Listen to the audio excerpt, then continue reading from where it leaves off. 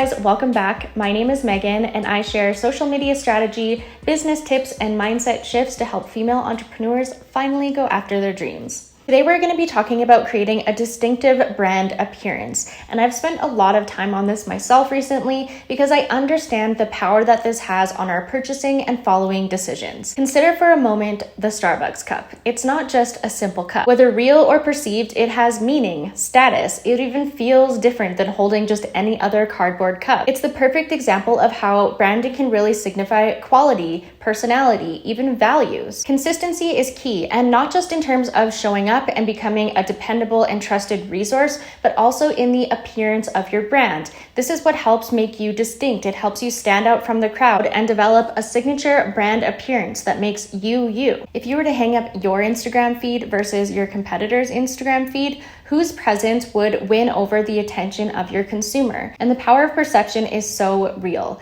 You really want to be showing up and looking professional. So here are 4 steps to help you begin to create that signature online brand. Pick your power words. So I want you to pick 3 words that really represent you and your brand and likely represent the community that you also want to attract. Now, this doesn't have to necessarily be the 3 pillars that I speak about in my course, which are essentially the 3 main topics that you're going to be talking about in your content, but you'll likely feel that they do resonate or connect with those 3 pillars. What words would you love for people to be associating with you if they were talking about your business or brand?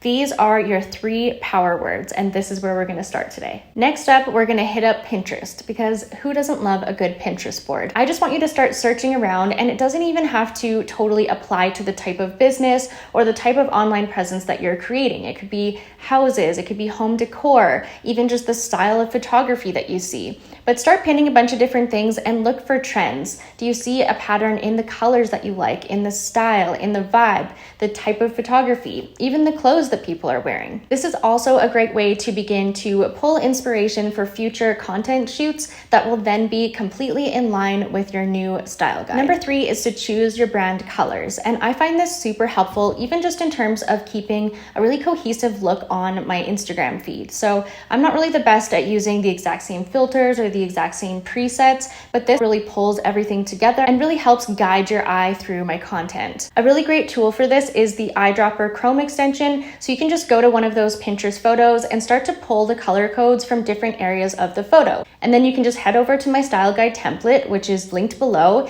and start to drop those color codes into the template. You can even save them into Canva, and then you have those on hand for everything that you begin to create in the future. Next, we're going to pick out our brand fonts. And this is another item that I think can be super powerful in just creating a really consistent brand and feel. So if you don't know, Canva is life, and they have a whole bunch of pre-made font combos that you can run through. Pick the ones that most represent your brand power words.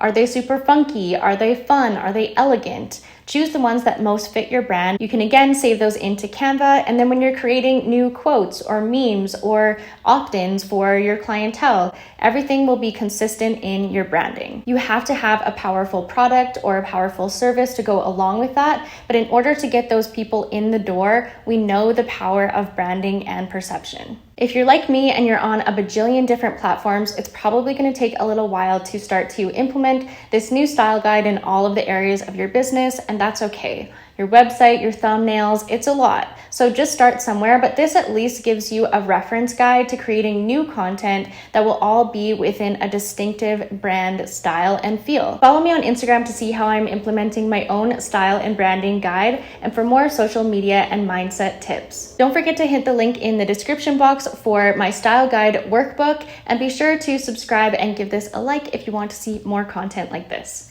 I hope you guys are doing so well, and I will see you in next week's video. Bye guys!